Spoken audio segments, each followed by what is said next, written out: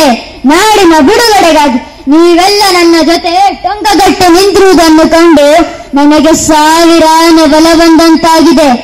ಆ ಕೆಂಪು ಮೂತಿ ಆಂಗ್ಲರನ್ನು ಸೆಳೆಬಡೆದು ನಾಡಿನಿಂದ ಕಾಲ್ ತೆಗೆಯುವಂತೆ ಮಾಡಲು ಉತ್ಸಾಹ ಉಕ್ಕೇರುತ್ತಿದೆ. ಯಾವ ದ್ರೋಹಿಗಳ ದುರಾಚಾರಕ್ಕೆ ಬಲಿಯಾಗಿ ತಾಯಿ ಚೆನ್ನಮ್ಮಾಜಿ ಶತ್ರುಗಳಿಗೆ ಸೆರೆಸಿಕ್ಕಿದರು, ಯಾರ ಕುಟಿಲ ಕಾರಸ್ಥಾನದಿಂದಾಗಿ ಕಿತ್ತೂರ ಸೋತು ಪರಾಧೀನವಾಯಿತು, ಯಾರ ಎಂಜಿಲಾಸೆ ದೆಸೆಯಿಂದಾಗಿ ಕಿತ್ತೂರ ಕೋಟೆ ಮೇಲೆ ವೈರಿಗಳ ಧ್ವಜ ಮೆರೆದಾಡುವಂತಾಯಿತು, ಯಾರ ವಂಚನೆಯಿಂದಾಗಿ ಕಿತ್ತೂರಿನಲ್ಲಿ ಅಶಾಂತಿಯ ತಾಂಡವ ನೃತ್ಯ ನಡೆಯಿತು, ಅವರು ಯಾರೇ ಆಗಿರಲಿ ಮೊದಲು ಆ ಬಂಧು ದ್ರೋಹಿಗಳ ಹುಟ್ಟಡಗಿಸಲೇಬೇಕು.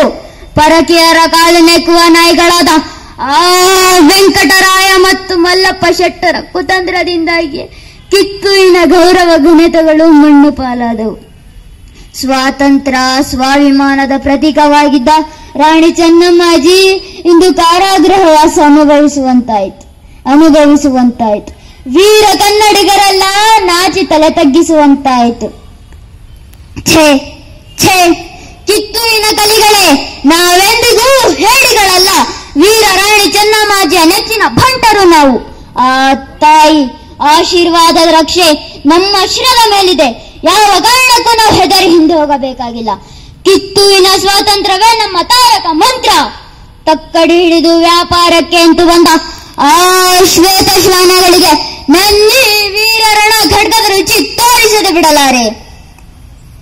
ರಾಜದ್ರೋಹಿಗಳ ಒಳಸಂಚಿನಿಂದ ಕಿತ್ತೂರನ್ನು ಗೆದ್ದನೆಂದು ಅಟ್ಟಹಾಸದಲ್ಲಿ ಬೀಗುವ ಆ ದುಷ್ಟರ ಹುಂಡಗಳನ್ನು ಕಳೆದು ಕೋಟೆ ಬಾಗಿಲಿಗೆ ತೋರಣ ಕಟ್ಟುತ್ತೇನೆ. ಕೋಟೆ ಮೇಲೆ ಹಾರಾಡುವ ಆ ಬಿಳಿಯರ ಪತಾಕೆ ಕಿತ್ತೆಸೆದು ಕಿತ್ತೂರ ಪತಾಕೆ ಹಾರುವಂತೆ ಮಾಡುತ್ತೇನೆ. ತಾಯ ಬಂಧ ವಿಮೋಚನೆಗಾಗಿ ನನ್ನ ಕಡೆ ಉಸಿರುವ ತನಕ ಹೋರಾಡುತ್ತೇನೆ. ಧನ್ಯವಾದಗಳು.